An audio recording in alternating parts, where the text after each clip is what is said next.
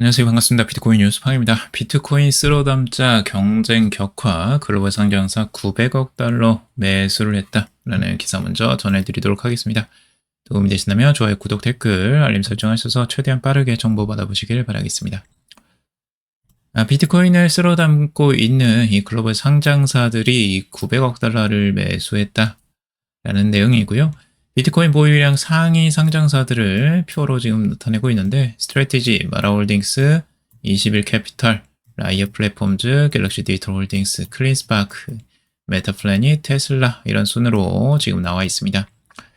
전체적으로 이건 제가 여러 번 말씀을 드렸던 부분들이고 실질적으로 지금도 계속해서 이 글로벌 상장사들이 비트코인을 보유할 뿐만 아니라 추가로 매수를 계속하고 있다라는 내용이에요.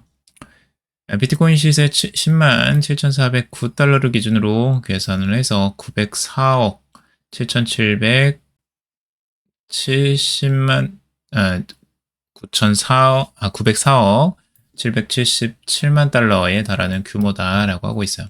원화로는 123조 원이나 되는 엄청난 규모의 비트코인 매수세입니다.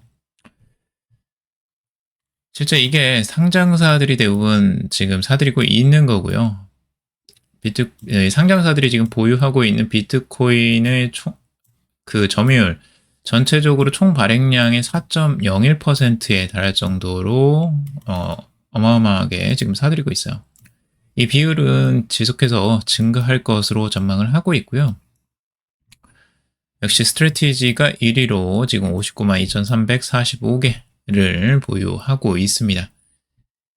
전체 상장사 중에 70.37%에 달하는 규모입니다. 그러니까 스트래티지가 거의 과반 이상을 차지하고 있다라고 보시면 돼요. 지금 여기에서도 비교 자체가 마라홀딩스하고도 비교 자체가 안 될 정도로 어마어마하게 많잖아요. 그만큼 스트래티지가 아주 큰 비중을 지금 차지하고 있다라고 보시면 될 것 같고, 평균 매입 단가도 이제 7만 681달러로 다른 기업들에서 훨씬 더 낮죠. 최근 기업들 간에 이제 비트코인 쟁탈전이 치열해지고 있다라고 하고 있어요. 비트코인의 희소 가치는 더 높아질 수밖에 없고, 화폐 가치 하락의 대응과 기업 가치 극대화 등의 효과를 얻기 위해서 계속 이 비트코인 트레저리 전략을 가져가고 있다라는 내용이고, 이게 전 세계적으로 지금 확산이 되면서 계속 이제 신규 9개사도 계속 매입을 하고 있다라는 내용이에요. 이제 글로벌 기업들이 여러 곳이 지금 이제 참여를 하고 있는데, 이제 프로캡이라는 이 회사도 4,932개를 매집을 했고요. 7억 5천만 달러를 조달한 이후에 이같이 매수를 단행했다. 앤서니 팜플리아노라는 사람이 지금 이걸 진행하고 있죠. 그리고 이제 프로캡 또한 10억 달러 규모의 합병을 앞두고 있다라고 하고 있고, 캐나다의 비트코인 트레저리 코퍼레이션이라는 회사도 771.37BTC를 매수했고요. 그리고 비트코인 트레저리 캐피탈, 이게 달라요. 트레저리 코퍼레이션하고 트레저리 캐피탈. 비트코인 트레저리 전략을 사용한다고 기업 이름도 이렇게 다 지어버렸어요. 그러니까 그 정도로 비트코인 매입에 아주 진심이라는 거죠. 이렇게 이제 비트코인 트레저리 캐피탈 같은 경우는 이제 147BTC를 매수하면서 상장을 준비 중이라고 하고 있고, 캐나다 기업의 이 CST6 캐피탈, 여기도 18.2, 아주 미미하지만, 뭐 개인이 사는 것처럼 미미하지만, 그래도 작은 기업들이 계속 지금 매집을 하고 있다라는 겁니다. 캐나다가 의외로 이 기업들이 많이 들어오고 있네요. 그리고 싱가포르도 메가 매트릭스라는 기업이 12BTC, 영국의 보즈 캐피털 10BTC. 굉장히 이제 뭐 미미하지만 소규모 기업들, 작은 규모의 기업들도 비트코인에 이제 동참을 하고 있다라는 겁니다. 이게 그러니까 원래 비트코인이라는 것 자체가 기업들이 먼저 샀던 게 아니고 이제 개인들이 먼저 샀잖아요. 그 다음에 이제 기관으로 가고 있고, 이제 뭐 국가까지도 가고 있는데, 이게 이제 보통은 탑다운 방식으로 지금까지는 진행되어 있어요. 주식 같은 거나 뭐 이런 것들은 대부분 이제 기관 중심의 시장이었었고, 근데 기관에서 먼저 이제 개인으로 떨어지는 이런 순이었죠. 근데 비트코인 같은 경우는 이게 역으로 반대로 바텀업 방식으로 이제 가고 있어요. 그러니까 개인들이 먼저 사고 그 다음에 이제 순서적으로 기관이 사고, 작은 기업들이 이제 사고 이제 대기업이 사는 형식으로 갈 가능성이 높다고 보여져요. 지금 이제 글로벌 기업들 있잖아요. 뭐 구글, 애플 뭐 이런 회사들은 지금 안 사잖아요. 비트코인. 대부분 이제 그 상장사 중에서도 어느 정도 이제 중견기업 아니면 신생 스타트업 뭐 이런 쪽에서 많이들 사고, 아니면 이제 실제적으로 많이 알려져 있지 않은 기업들이 먼저 사고 있는데, 그 다음에 이제 그 순위 이제 구글이나 애플 순으로 이제 갈 가능성이 가장 높다라고 보여져요. 그래서 역순으로 이게 바텀업 방식으로 가고 있다라고 보시면 될 것 같고, 지금 뭐 이렇게 이제 계속 작은 부분이지만 기업들이 계속 트레저리에 동참을 하고 있다라는 부분 아주 긍정적으로 보여지고, 비트코인이 인플레이션과 글로벌 통화 리스크로부터 현금을 보호하는 방안으로 기업들이 주목을 하고 있다라고 하고 있습니다. 그리고 이걸 이용해서 이제 주가 부양, 주가가 상승하는 효과들을 이제 스트래티지가 많이 보여줬잖아요. 이제 그걸 보고 우리도 이렇게 비트코인을 사면 주가 부양을 할 수 있겠다. 주식 가격을 올릴 수 있겠다. 이렇게 이제 생각을 하는 거죠. 우리의 본업이 좀 안 되더라도, 본업이 적자라도, 뭐 이렇게 이제 생각을 하는 거예요. 그러니까 이런 부분들이 지금 우리나라에도 그대로 적용이 됐죠. 제가 이거 한번 말씀을 드렸어요. 우리나라 이제 기업들도 지금 비트코인 트레저리 전략을, 비트코인을 이제 준비금 전략으로 이제 축적하는 기업들이 계속 늘어나고 있는데, 그 대표적인 게 비트맥스였다라고 말씀을 드렸고, 이 업체들 대부분 이제 기술 특례 상장사들입니다. 브릿지바이오나 뭐 비트맥스나 뭐 이런 회사들은 이제 뭐 매출에서 순이익이 이제 나지 않아도 기술적인 부분을 인정을 받아서 이제 상장을 시켜주는 거예요. 예전에는 이런 게 없었는데 이제 기술 특례 상장이라고 해서 예외적으로 이제 상장을 시켜줬던 것들이고, 그로 인해서 이제 실적을 이제 자금 조달을 해서 그걸 통해서 이제 기업의 이제 연구 개발을 통해서 매출을 낼 수 있을 것이다라고 이제 기대를 했는데, 대부분은 이제 어렵죠. 연구를 해가지고 이제 매출로 이어지는 게 어렵고, 그래서 계속 적자 이렇게 이제 가니까, 이제 실제적으로 계속 적자를 가게 되면 문제가 뭐냐면, 이 법인세 비용 차감전 계속 사업 손실, 이 법차손이라는 게 있어요. 자기 자본의 50%를 넣으면 관리 종목에 이제 지정이 되는 거예요. 이게 이제 기술특례 상장사 같은 경우는 일정 기간 약 3년 동안 이제 법차손 특례를 적용받은 이후에 3년 이내에 2번 이상 법차손 비율이 50%를 넘으면 이제 상장 폐지 위험이 발생하게 돼요. 그래서 매출이 이제 제대로 나오지 않고 법차손이 계속 발생하는 이런 현상이 2번 이상 50% 자기 자본의 50%가 이제 넘어가게 되면 상장 폐지까지도 가는 거죠. 상장 폐지. 그래서 이제 그 위험성 때문에 상장 폐지가 될까봐 이 기업들이 이제 매각을 보통은 해요. 매각을 하거나 아니면 투자를 받아요. 그래서 이거를 이제 회복시키려고 하는 거죠. 근데 이제 그게 비트코인 트레저리 전략을 지금 많이들 사용하고 있다라는 거예요. 스트래티지가 이렇게 성공적으로 비트코인 트레저리 사업을 하는 걸 보고 그걸 이제 그대로 따라 하는 거죠. 한국 기업들도. 그렇게 해서 나온 게 이제 비트맥스예요. 비트맥스 같은 경우도 그렇게 해서 투자를 받아서, 투자의 이제 근본적인 목적은 결국엔 비트코인 트레저리였어요.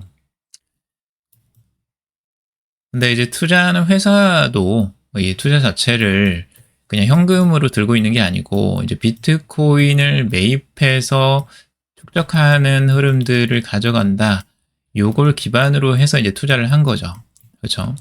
그래서 이 비트코인 트레저리 전략이라는 부분이 이제 홍보가 되는 거고, 그로 인해서 국내에서는 이제 비트맥스가 가장 많이 가지고 있다라는 소문에 주가가 이제 급상승을 했던 거죠. 200% 이상 상승을 했었던 거고, 그런 부분들을 이제 계속 따라가는 기업들이 생기고 있다라는 겁니다. 어제도 말씀드렸다시피 지금 파라텍시스 홀딩스 펀드 여기에서 이 브릿지바이오의 경영권을 인수를 했어요. 그래서 브릿지바이오가 실제 투자를 이제 200억 원의 규모의 유상증자로 들어왔고, 그리고 전환사채 50억 원을 배정받아서 총 250억 원을 투자를 받은 거죠. 그래서 법차손 비율이 이제 50% 미만으로 이제 다시 내려가게 된 거예요. 그러니까 상장 폐지를 면하게 만들어 준 거고, 이걸 통해서 결국에는 이 비트코인 트레저리 플랫폼 확장을 지금 목적으로 하고 있는 거죠. 이로 인해서 이제 주가가 막 상한가를 막 치고 난리가 났죠. 제가 어제도 그 영상에 보여드렸죠. 그거 한번 참고해 보시고, 그렇게 해서 이제 상상을 하게 된 거예요. 이런 것들을 여러분들이 좀 이해를 하시고 이제 봐야 되고, 아마 이런 기업들이 앞으로 더 늘어날 가능성이 있다라고 보여져요. 왜 그러냐면 지금까지는 이제 암호화폐 법인의 가상자산 투자를 금지를 하고 있었거든요. 근데 이제 그 규제가 올해 말부터 순차적으로 완화될 전망이에요. 결국은 순차적으로 이제 비영리법인, 상장법인, 전문 투자자 등의 계좌 개설을 허용해서 법인의 가상자산 투자를 제도화할 예정이다라고 하고 있어요. 그래서 우선 비영리법인 그리고 가상자산 거래소의 계좌 개설이 이제 허용되고, 상장사의 가상자산 거래는 시범적으로 허용이 될 예정이라고 보고 있습니다. 자, 이렇게 되면 이제 상장사들, 국내 상장사들도 비트코인 트레저리 전략을 굉장히 이제 적극적으로 나설 수 있겠죠. 그래서 아마 비트맥스 저리 가라 할 정도로 큰 투자 금액이 들어올 수도 있어요. 이것보다 훨씬 더 큰 규모의. 지금 250개 가지고 있는데 약 350억 원 규모 정도였는데 1000억 원이 넘어갈 수도 있고요. 이런 것도 이제 큰 규모의 자금들이 들어올 가능성이 충분히 있다라고 보여집니다. 그럴 때 과연 어떤 현상들이 일어날까도 여러분들이 한번 생각을 해보실 필요가 있고요. 그리고 그런 기업들이 어떤 기업들이 있을까도 미리 보면 좋겠죠?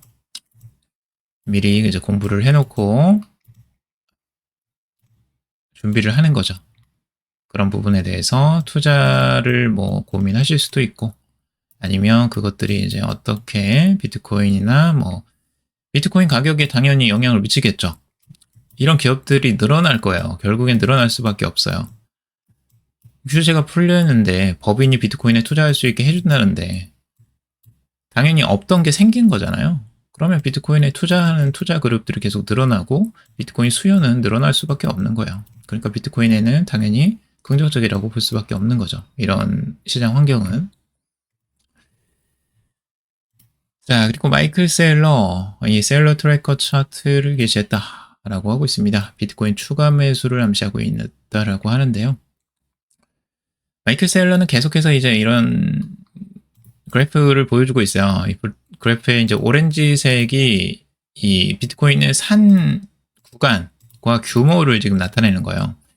이게 이제 점으로 지금 나타냈는데, 이 원이 클수록 이제 매수한 규모가 큰 거라고 볼 수가 있을 것 같고, 그리고 이 점이 이제 매수한 시점. 지금 오밀조밀하게 아주 그냥 여기에 몰려있죠? 과거보다. 그만큼 과거보다 지금 더 많이 사고 있다는 거예요. 더 많이 산다. 비트코인을. 아주 욕심이 엄청나다. 그렇게 볼 수 있는 거죠. 그래서 이 마이클 셀러는 절대 비트코인을 팔지 않고 계속해서 지금 사모을 요량에 있다라고 보시면 될 것 같아요. 아직까지 마이클 셀러는 목이 마른가 봅니다. 자, 그리고 그런데도 이 스트래티지 고위 임원들은 3개월간 MSTR 주식을 대량 매도했다는 거예요. 이게 이제 내부자가 주식을 매도하는 건 되게 그 주식시장에서 안 좋게 보는 거예요. 왜냐면 내부자들이 어떤 정보를 가장 먼저 알고 있을 텐데 그 사람들이 주식을 매도한다? 이러면 이제 그 주식에 대한 신뢰도가 이제 확 떨어지죠. 이 사람들이 뭔가 알고 지금 미리 매도하는 거 아니야?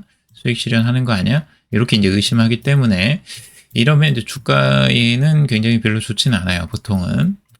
근데 지금 이제 매도하는 게 한두 사람이 아니라 여러 사람이 지금 매도를 했다고 해요. 고위급 임원 중에 이제 몇몇 사람들이 들어가 있는데 퐁레라는 사람이 8,400주를 매각을 했다고 하고 지금 A 보통주 16,390주를 보유하고 있는데 이제 8,400주를 매도했다는 거예요. 이게 굉장히 많은 양이죠. 그리고 지금 여기서 또 내부자 몽고메리 지나인이라는 부사장 그리고 최고 회계 책임자 샤오웨밍 부사장 및 법무 책임자 캉 앤드류 부사장 및 최고 재무 책임자 그리고 칼 리커트센 이사 이사 등이 대부분 주식을 지금 매도를 했다는 거예요. 26,390주. 지금 이제 마이클 세일러의 이제 스트래티지 같은 경우는 주가가 많이 상승하긴 했어요. 과거보다 엄청나게 상승을 했고, 그거에 대한 이제 수익 실현을 좀 이제 하고 싶어서 그럴 수도 있고요. 자금을 어느 정도 이제 확보를 해서 자기 현금화를 시키려고 하는 것도 있고, 주가가 올랐으니까. 근데 이게 이제 내부적으로 어떤 정보를 알고 매도를 하고 있다라는 거 이제 악재가 되겠죠. 그래서 스트래티지는 지금 한번 좀 더 지켜봐야 될 것 같아요. 이런 것들을 투자하실 때 좀 유의를 하셔야 될 것 같고 6년 만에 최저 비트코인 거래소 잔고 급감 랠리 촉매제 될까라는 기사예요. 비트코인 거래소 보유량은 6년 만에 처음으로 290만 개 아래로 떨어지면서 공급 쇼크에 대한 기대감이 커지고 있다. 라고 하고 있습니다. 제가 이거 여러 번 말씀드렸죠. 이 온체인 데이터 글래스노드에 따르면 비트코인 거래소의 잔고가 290만 개 이하로 하락했고 지난 4월 중순 305만 개에서 약 15만 개가 빠져나간 수치이다라고 하는 거죠. 이게 이제 그만큼 매수세가 엄청난다는 거예요. 15만 개. 지금 상장사들이 아까 계속 사들이고 있다고 했죠. 네. 그것들이 지금 여기서 이제 빠져나갔다라고 보시면 될 것 같아요. 어느 정도. 그리고 2019년 이후 이제 처음이라고 하는데 2019년대에도 당시 비트코인이 이렇게 빠져나가고 이후 수년간 233%나 상승한 바가 있다는 거예요. 이런 전적이 있어서 이렇게 거래소에서 비트코인이 빠져나가는 이런 현상들을 아주 이제 긍정적으로 해석을 하는 거죠.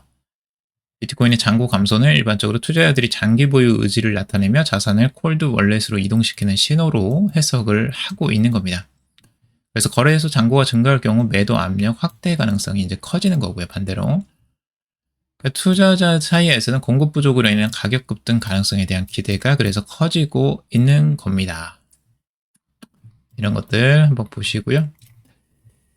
비트코인 반감기 효과 불붙었다. 최대 16만 달러 전망한다. 라는 건데 이제 아마피 시장방석가 루카가 이런 이야기를 하고 있어요. 2025년 3분기에 큰 폭의 상승이 일어날 수 있다. 결국에는 2025년 반감기 이후해라는 점을 강조하고 있다라고 하고 있어요. 보통 반감기 다음 해인 2013년, 2017년, 2021년 3분기 데이터를 분석해 공통적인 강세 패턴이 발생했다라고 하고 있어요. 반감기 이후 다음 해에는 보통은 대부분 3분기에 상승이 나왔다는 거죠. 그래서 이번에도 이제 반감기가 작년이었는데 2024년이었는데 지금 1년이 딱 지나고 3분기가 이제 돌아오고 있잖아요. 그래서 똑같이 그 패턴이 반복될 것이다 라고 전망하는 겁니다. 그것들 단순한 거고요. 비트코인 가격 상승하고 있고 테더 2025년 말까지 세계 최대 비트코인 채굴사 될 것이다. 테더가 이제 채굴까지도 넘보고 있어요. 세계 최대의 비트코인 채굴 기업까지 넘보고 있습니다. 이 파울로 아르두이노 테더 CEO는 이 블랙록 팟캐스트, 더블록 팟캐스트에서 더블록 비트코인에 출연해 이 테더는 연말까지 세계 최대 비트코인 채굴사가 될 것이다. 이는 단순한 수익 추구가 아닌 테더가 보유한 막대한 비트코인 자산을 보호하고 네트워크 보안에 직접 기여하기 위한 전략적 결정이다 라고 이야기를 하고 있어요.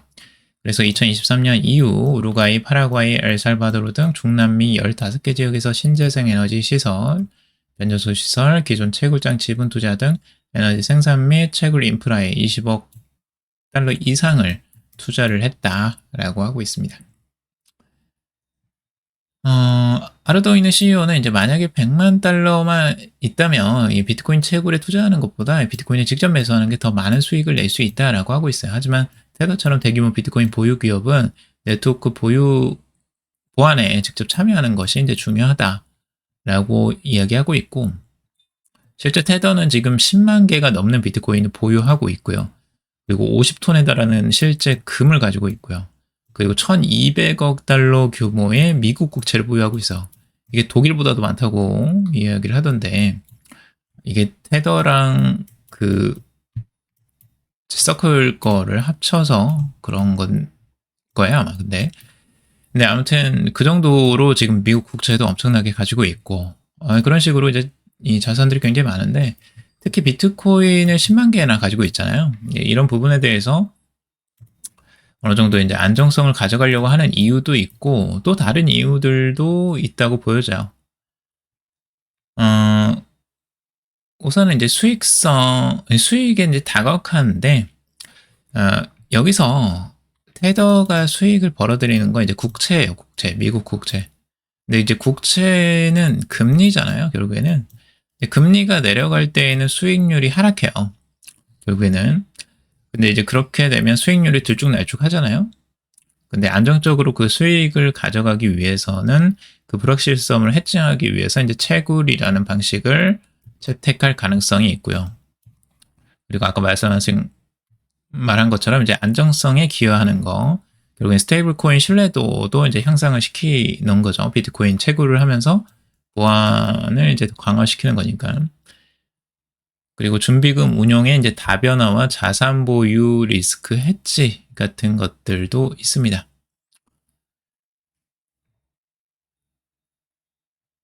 실제적으로 이제 검열에 대한 저항성도 있어요. 여기서 뭐냐면 이제 규제 환경들이 변화할 것을 지금 예측하고 있죠. 스테이블 코인도 지금 미국에서 스테이블 코인 법안, 제니어스 법안이 이제 상원을 통과했잖아요. 그렇게 되면 테더에는 굉장히 불리한 법정 규제가 생기는 거고, 이렇게 되면 자신들이 이제 그런 부분에서 조금 더 살 수 있는 방법을 계속 이제 강구를 하는 거예요. 그래서 그 규제를 넘어서서 뭐 은행 계좌가 동결된다거나 뭐 이런 자금이 묶이는 이런 현상들이 일어날 수 있는데, 이제 채굴을 하면은 그걸 넘어서서 이제 직접적으로 비트코인을 가지게 되는 것이니까 그런 부분은 이제 비상금으로 사용할 수도 있다. 뭐 이렇게 생각을 하는 거죠.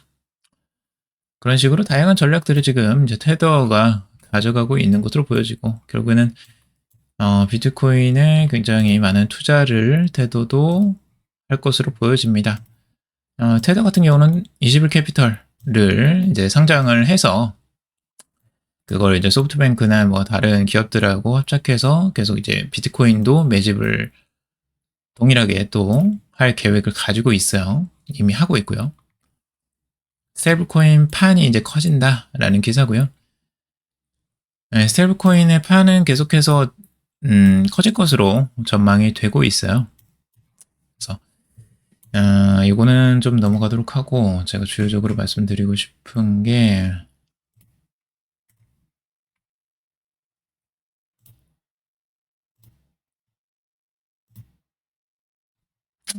서클 같은 경우, 서클에 대한 이야기들이 이제 많이들 하시더라고요. 제가 서클에 대한 내용을 저번 영상에 올려드렸었는데, 실제 그 아크 인베스트먼트에서 이제 서클을 매도하고 있다라는 걸 이제 말씀드렸고, 서학개미들은 계속 이제 매수를 했죠. 그 부분에 대해서 이제 단기적으로 조정이 올 수 있다라고 항상 말씀을 드렸었어요. 근데 이 부분 이제 조심해야 된다라고 말씀을 드렸던 이유가 이제 급등을 하고 있었기 때문이에요. 너무 이제 급하게 올라가고 있었고, 그 다음에 여기서 이제 소확겜이라는 개인 투자자들이죠. 개인 투자자들이 이 상승하는 부분을 보고 이제 따라 사기 시작했다라는 부분은 굉장히 위험한 부분이었어요. 그래서 아크가 지금 이제 그래서 단기적으로 매도를 했다라고 보여지고 과열됐다라고 보는 거예요. 이게. 그래서 단기적으로는 조정이 나올 수 있다라고도 제가 이제 말씀을 드렸었죠. 그런 부분. 근데 분명하게 지금 조정세가 뚜렷하게 지금 나오고 있고, 단기적으로는 어쩔 수가 없어요. 상승을 급하게 하면 조정세도 또 급하게 나옵니다. 이런 게 자연스러운 현상이고, 근데 이제 서클이 그렇다고 해서 뭐 이렇게 망한 거냐, 이런 건 아니에요. 그런 거 자체는 아니고, 서클은 이제 장기적으로 스테이블 코인으로서 지금 미국에서는 이제 1위 사업자가 아마 될 가능성이 높죠. 이제 테더는 어차피 못 들어와요. 테더 어차피 사업이 못하고, 미국에서는 지금 서클이 1위 사업자가 될 거예요. 네, 전 세계적으로는 2위인데, 그래서 이제 서클의 미래는 이제 장기적으로는 긍정적으로 바라보고 있지만, 주가에서 이렇게 과도하게 상승하는 단기적인 흐름에서는 좀 조심을 해야 된다라고 항상 말씀을 드리는 거예요. 비트코인도 마찬가지예요. 비트코인도 급하게 이렇게 막 상승을 해서 개인 투자자들이 막 이제 욕심 막 탐욕을 부리고 있는 그 시점은 굉장히 위험합니다. 단기적으로는. 그래서 그때 막 따라 사는 그런 일들은 없어야 되겠죠. 사람들이 이제 조용하게 안 사고 있을 때, 이럴 때는 이제 사는 게 가장 좋고요. 그래서 아마 조정세가 나오면 좀 이제 안정세로 갈 가능성이 있습니다. 이제 관심이 툭 떨어지는 그 시점. 그 시점이 오히려 이제 조금씩 기회가 될 수도 있겠죠. 조금씩 모아가는 그런 기회가 나올 수도 있습니다. 아직까지는 이제 조정세가 이어지고 있으니까 좀 조심하셔라 라고 말씀을 드렸던 거고, 코인베이스 같은 경우도 지금 이제 똑같이 상승세가 나왔어요. 아크에서 코인베이스로 이제 갈아탔었는데, 코인베이스도 제가 좀 급하게 오른 부분이 단기적으로 있다라고 항상 말씀드렸죠. 그래서 여기서 뭐 추가적으로 더 상승할 수도 있겠지만, 아까도 말씀드렸다시피 이제 계속해서 상승을 급하게 하고 있는 것을 굳이 막 따라 사는 것들은 좀 자제하는 게 단기적으로는 뭐 여러분들 심리적 안정에 도움이 되신다라고 말씀을 드릴 수 있을 것 같아요. 뭐 분할해서 나는 조금씩만 사겠다 뭐 이렇게 하시는 분들은 뭐 제가 뭐 말릴 수는 없는 거고요. 그런 부분들 보시고 항상 사람들이 너무나 관심을 가지고 있을 때에는 그때는 매수하는 거 아니에요. 그때는 매수하면 위험하고 사람들의 관심도가 좀 떨어질 때, 조용할 때, 그럴 때 조금씩 모아가시는 게 가장 좋습니다. 그래서 상승 뭐 초기에 이럴 때 딱 뭐 잡으면 너무나 좋겠죠. 하지만 이제 그 타이밍을 맞추기가 쉽지는 또 않으니까 조용할 때 이렇게 머물러 있을 때 횡보를 할 때 조금씩 모아가는 거 앞으로 기대가 되는 거 이런 것들은 계속 모아가면 좋겠죠. 코인베이스도 똑같이 뭐 기대가 많이 되고 있어요. 코인베이스도 뭐 미국에서 1위 거래소이기 때문에 지금 뭐 바이낸스가 지금 이제 진출을 못한다고 한다면 여기는 이제 코인베이스가 주도를 계속할 가능성이 높죠, 지금은. 그래서 그런 부분들, 그리고 서클과의 또 연관성도 있죠. 결국에 이제 수익의 50%를 나눠 먹고 있기 때문에 서클과 거의 동반자라고 보시면 됩니다. 그래서 그런 부분들도 여러분들 참고적으로 보시면 좋을 것 같고요.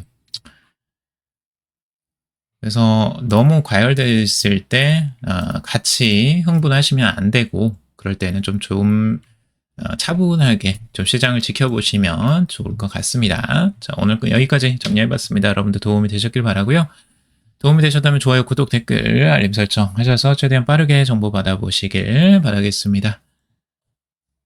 투자에 관련된 정보들은 참고사항일 뿐이고 조언이 아닙니다. 투자하실 때 여러분들 스스로 꼭 판단하시고 결정하시기 바라겠습니다. 방송 들어주셔서 감사합니다.